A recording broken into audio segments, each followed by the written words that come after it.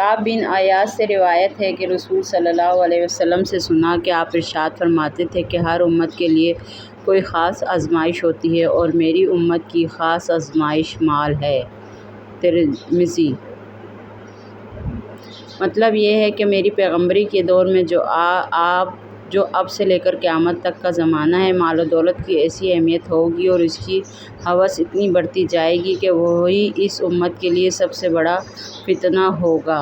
قرآن مجید میں بھی مال کو فتنہ کہا گیا ہے، اور واقعہ یہ ہے کہ عہد نبوی صلی اللہ علیہ وسلم سے لے کر ہمارے اس زمانے تک کی تاریخ پر جو شخص بھی نظر ڈالے گا، اسے صاف محسوس ہوگا کہ مال کے مسئلہ